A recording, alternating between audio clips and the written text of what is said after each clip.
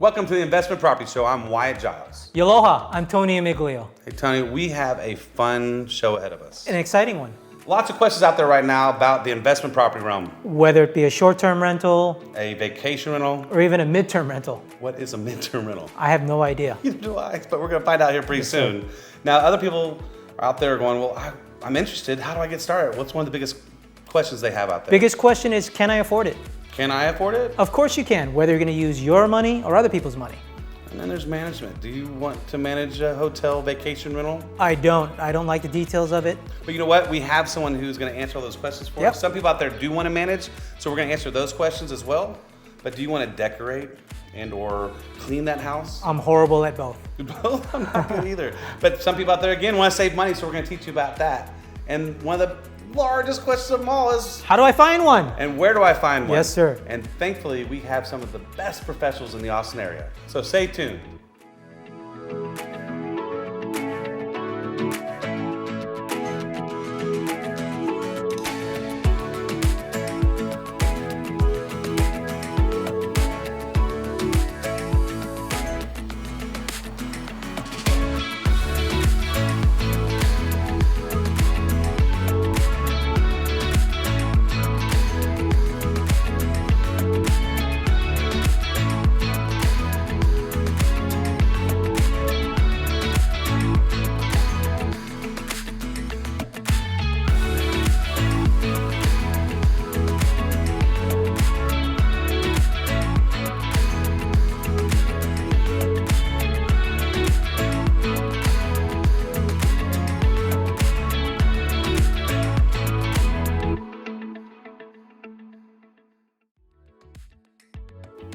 Welcome to the Investment Property Show. I'm here with Tony Amiglio. We've been talking to a lot of the professionals here in Austin about the short-term rental space. And today we have a special guest. That is David Shapiro. Welcome, David. Thank you. Why don't you tell us a little about yourself? Appreciate you guys having me on the show. We're pleased to have Excited. you. I've been in real estate for 17 years. I got started doing single family rentals and slowly evolved. Now I'm doing development. We got 14 single family homes under development. We're also working on an apartment complex, which is 60 units on 6th Street. We'll talk a little bit more about that. I'm also a real estate agent. So I have a team of agents that I work with, and we work with a lot of investors. Because of my background, having been an investor, we attract a lot of people that want to get into that, whether it's a long-term rental, short-term rental, development project. So we work with people across the investment landscape. In addition, we work with a lot of people that just want to buy a home or sell their home. So you work with almost anybody then, it sounds like. Yeah, we try. We like to be very niche and specific. But it sounds like a lot of it is investment oriented, and you're helping people outside of the box to help maximize their money possibly. Yeah, we like to get really creative. Okay. And that goes along with somebody just selling their home, you know, but we stick to a certain geography like Central Austin, Westlake, some of those areas. We're not going too far, although we do have a partner and we helped somebody buy a short-term rental in Fredericksburg recently. Okay. So with our partners, we can cover lots of area. So what's one of the things when you look for a short-term rental? What's one of the things that you kind of hunt for and makes the perfect spot for that? Well, that's a very complicated? Broad?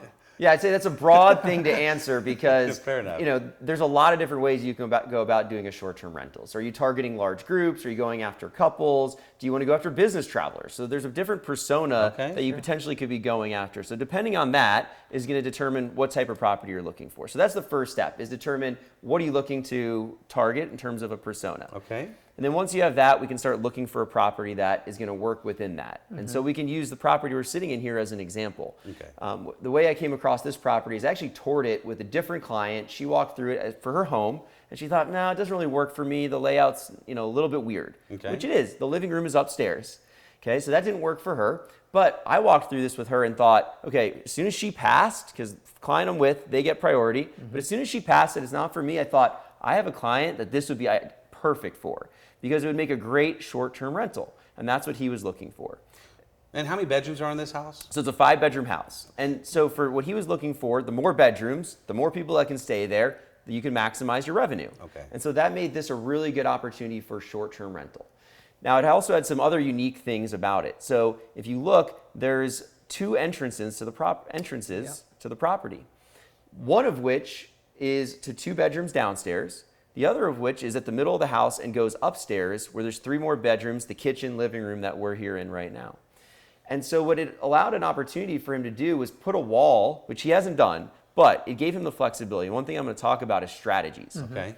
If you only have one strategy, then you could be SOL potentially. And I'll give you an example. I was actually on the buy side of a client buying a property from somebody that only had one strategy. And their strategy was short-term rental. And I don't know why they didn't realize this, but if you have an HOA, a lot of times short-term rentals are restricted. And so they set it up, they put a lot of money into acquiring, furnishing this property, getting the listing live, and within 2 months, their HOA shut it down. Right. What are you going to do with it at that point? Right, at that point, your strategy is, I got to sell it. Sure. That's their only strategy. And when my client acquired this, my client had a couple other strategies that was going to work for him. And sometimes it's just the user has different strategies. It's not even about the property. And that this one we're sitting in is another example. The first client I walked through it with, her only strategy was, I want to live in it. Sure. But for Austin, the current owner, his strategy was, I could live in it, I could short-term rental it, I could long-term rental it. There was a bunch of different strategies that he could employ. So David, as a realtor, do you normally have different visions for your clients, or do you kind of paint the picture for them?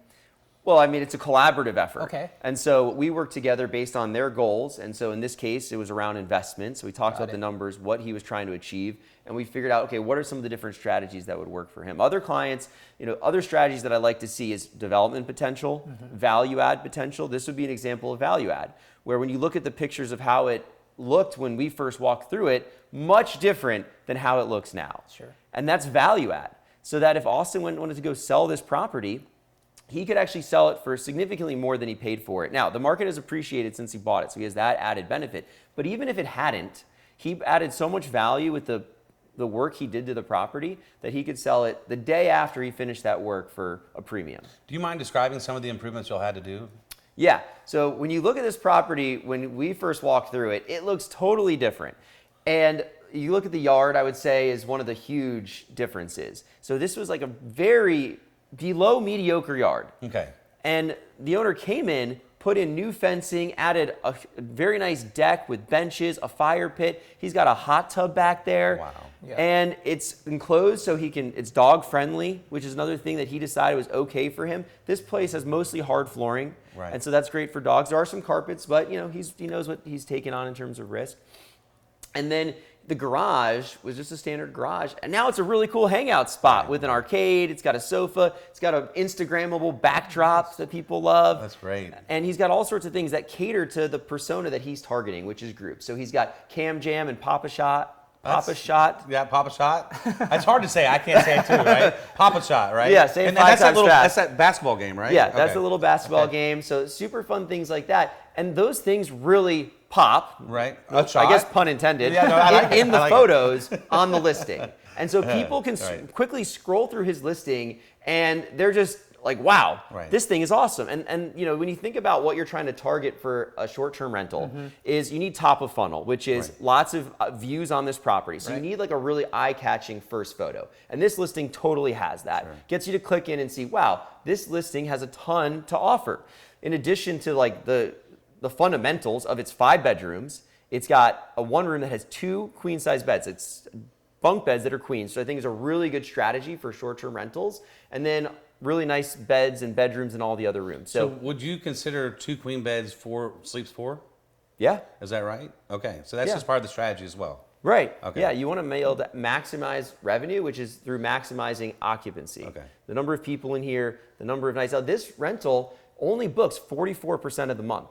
So it doesn't even need to book that often, and he's still doing quite well with his revenue. He purchased this for about $500,000. He's put about $50,000 into improvements in it. And so things that you may not notice unless you see the previous photos, but the walls in here, these were just normal painted walls. And it wasn't even that nice of a color. He came in and added this really cool brick accent. He's got a shiplap wall over there, things that really pop in the photos. And when people come in, they really feel like, wow, this place is cool. You want to put that wow factor in. Right. Yeah. I want to put it on Instagram. It's a moment for your clients to take a look at and say, how I want to take a picture in front of this. Yeah, exactly. So he's added a ton of value, which has increased his revenue, his occupancy, and all the different factors. He's got this really cool projection screen right here, so Right. people can hang and watch a movie if they want to hang in. And he's catering not only to different types of people, but different seasons, because the hot tub is great for the winter. Right. When sometimes things could slow down. Spring and fall are great and awesome for festivals, but he's able to capture people year-round with this property. Awesome. Well, explain a little bit more, because you said 44% occupancy.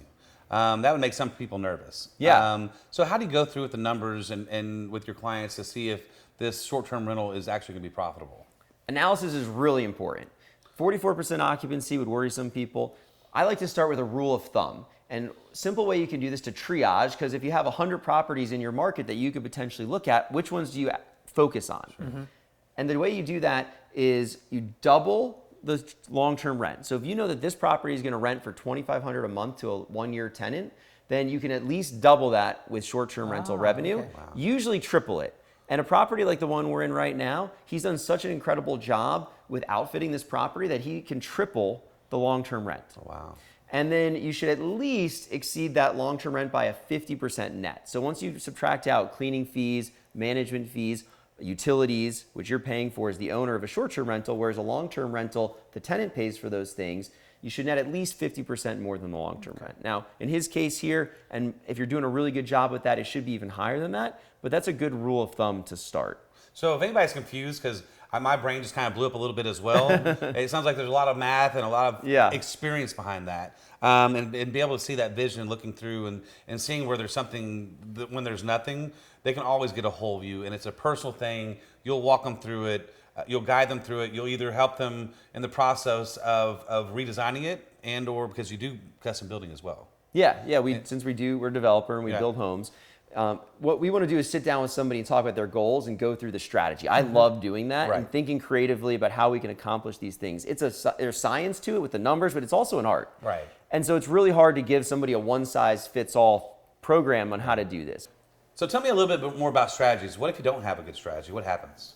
Yeah, I think it's really important that you have multiple strategies. It's a way to mitigate risk. And so the guy who didn't have enough strategies, he had one, which is short-term rentals. It didn't work out. My client came in with some other strategies that worked for him, and we bought that property. At the closing table, we calculated how much they had lost. In 1 year, they had lost $180,000 because they didn't have multiple strategies in place. Right. Wow. So it was not a 44% occupancy. It was a lot less than that. But when the HOA says, your occupancy goes to zero, you're out of, right? Now, are you guiding people as far as whether they need to get it managed or not managed, and how to actually get people to come in through your door? Do you help them out with that process? We certainly talk about it, and we need to have some ideas of what they're going to do going into it. I want everybody to run their analysis, their numbers, with management included. This is a mistake that a lot of early investors make. Oh, I'm going to self-manage it, whether it's long-term or short-term rental. And then at some point they get to, I don't want to be managing this anymore, but they haven't put enough in the budget to pay somebody else. Sure. So then it's no longer a profitable rental when they decide to step away. Right. And the difference between a long-term rental and a short-term rental, this is a business. It goes from something passive, which is you just check on it quarterly, like your stock portfolio, which is a long-term rental. A short-term rental, you're involved sometimes daily, at least weekly, and that's a business. So you want to take a management fee and pay yourself because you're operating it. Yep. So that's like time versus money, right? Exactly. Yeah. So, and then when you get into this whole process, when you're sitting down with them, you have to obviously go through finding. Some people, they have investment groups they put together. They can either do it by themselves or with a group, and you help out with that. Yeah, we talk about strategy. I kind of give them what are some of the pitfalls of different ways they could do it, the pros and cons, and that way they can do some more research and figure out based on that. But then we really got to start talking about how are they going to finance that. So Tony, what do you recommend somebody do? Thanks, David. That's actually a great question. So with clients, I always like to ask their goals, just like how you do with your clients.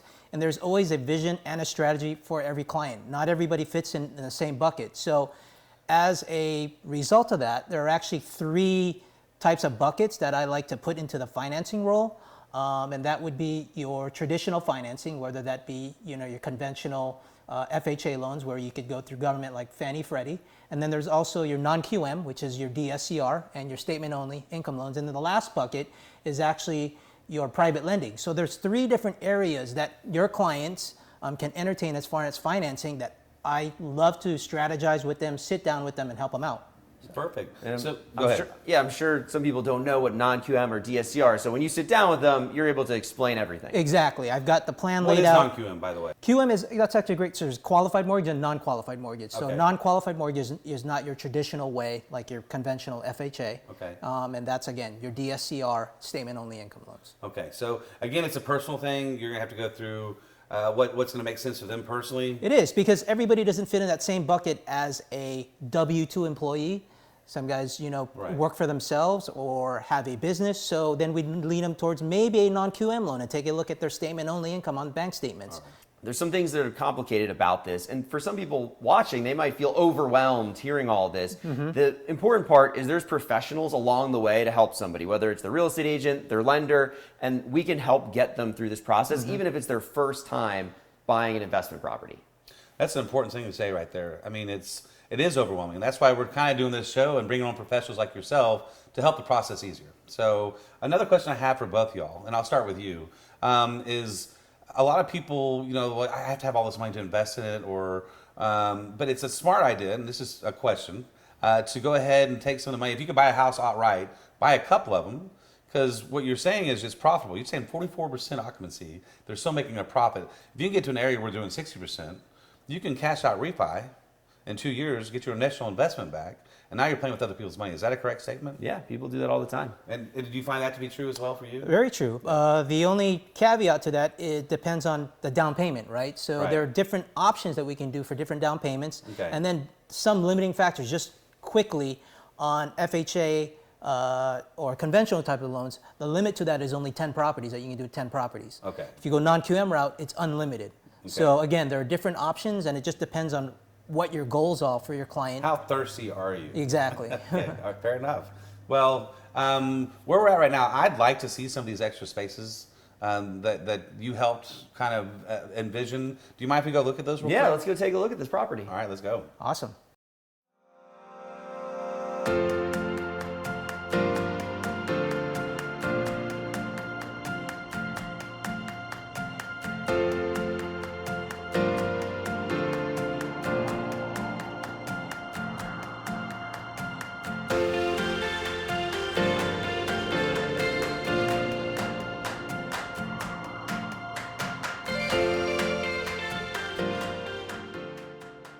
One of the great things about this property is that it has multiple strategies. There's even a sub-strategy within short-term rentals, which is right here where I'm standing. You could put a wall or a door and separate this property into 2 separate units, because there's an entrance over there and then you can see the entrance behind me. And so he could do a couple of things with that. One is he could live upstairs where there's a kitchen and turn this into a 2-bedroom with a kitchenette as its own separate short-term rental. Or he could just rent them separately if he found out that that was maximizing his revenue. So it just gave him more optionality. That was one thing I thought was really cool about this property. So when I brought it to him, we chatted about this as an option. Now, he hasn't chosen to pursue that yet. He's done a great job with what he's doing with the other option, but just wanted to point out a sub-strategy that he had an opportunity to pursue if he chooses.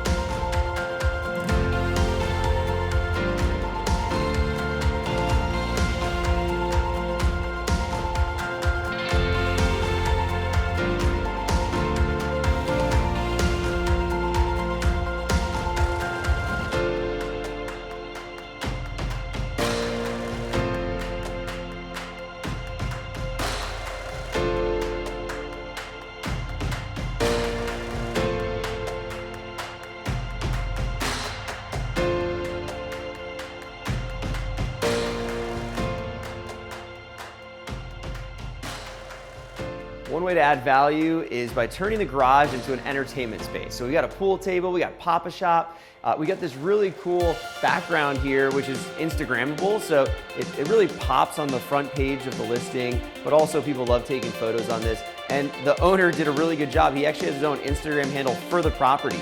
So people will tag that, and he's created a following around it so he can get repeat bookings.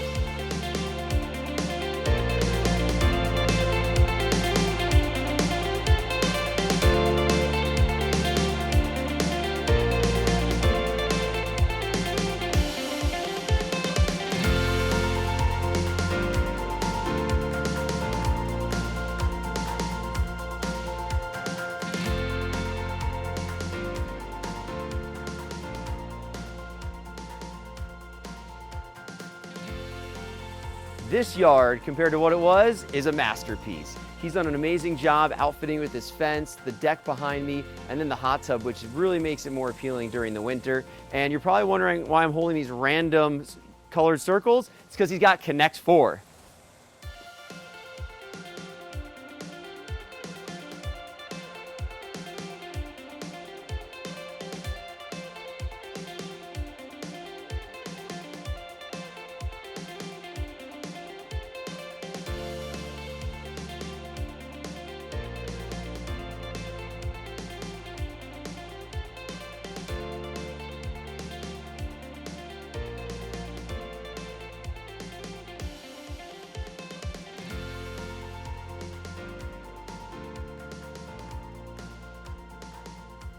Oh man, I'm glad we're back here in the AC. Man, I know I have to. So at this point, we figured out how to identify our persona of who we're targeting.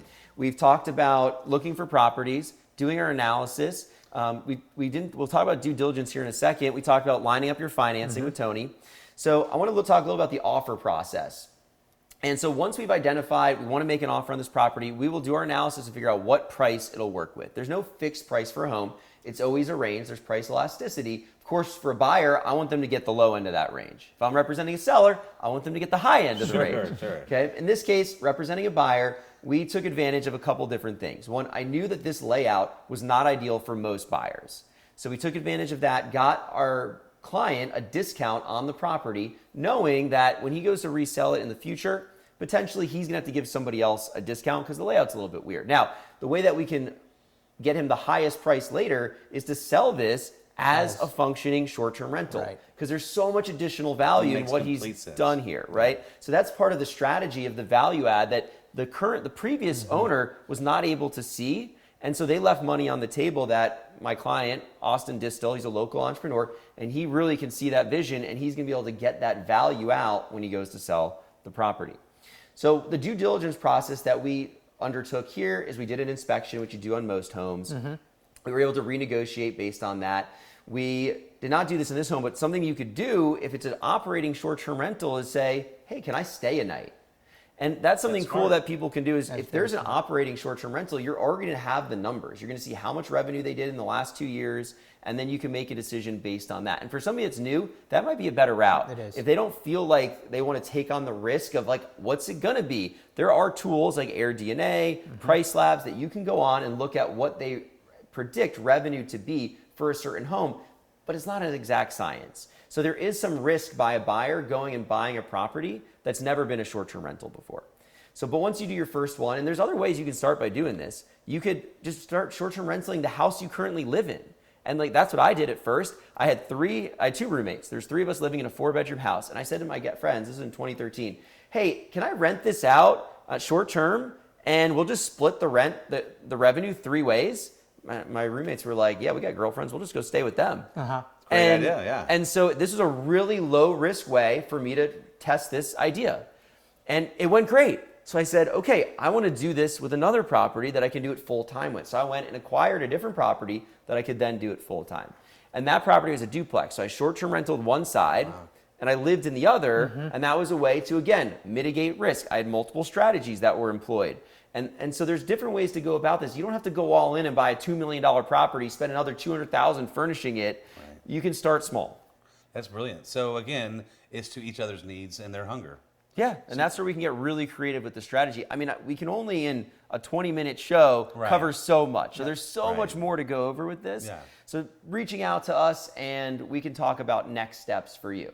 So you truly do have 17 years experience in this investment property world. I know people sometimes. I have the beard so that people because I look young. You look. I would imagine past 25, but that's part of good living and probably doing good business as well. So yeah. Now tell us a little bit more, just real quickly, because I do want to tell people about you have turned a condo or an apartment complex into several different short-term rentals. Yeah, so we have 2 projects in mind. I'm going to talk mostly about this one. It's a 60-unit apartment building on 6th Street. And we actually designed it as a micro-unit apartment building, but we have a ton of interest from short-term rental operators. They're like, can we just lease the entire building? Right. Wow. And so that's probably the route this property is going to take. Okay. And the micro format, these units are on average 350 square feet. It's a little bit bigger than a hotel room. Right. So it really fits well for this short-term rental product. And the cool thing about it being multifamily fundamentally is that it's another strategy. If you had built a building that like a hotel, which is short-term rentals only,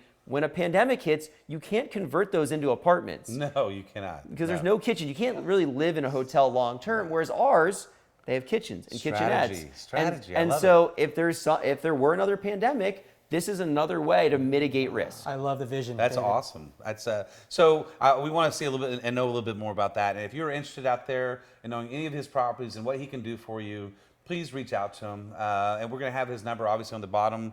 Thank you so much for being on the show. Yeah. I can't wait to learn more from you.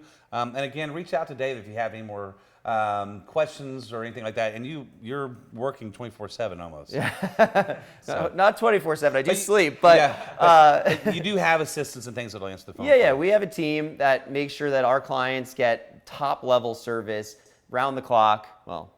Well, to a decent hour anyway. Yeah. Right. And I just love talking about this stuff. So you could get me talking about real estate. People talk to me at parties. They're like, I know you do it all the day, but I'm like, dude, I will talk about real estate awesome. until I go to bed every night because I just love it. And I've been doing it so long. Well, I love being around you. Again, you've been watching the Investment Property Show. We appreciate your time. Please tune in next week and we'll have another show for you.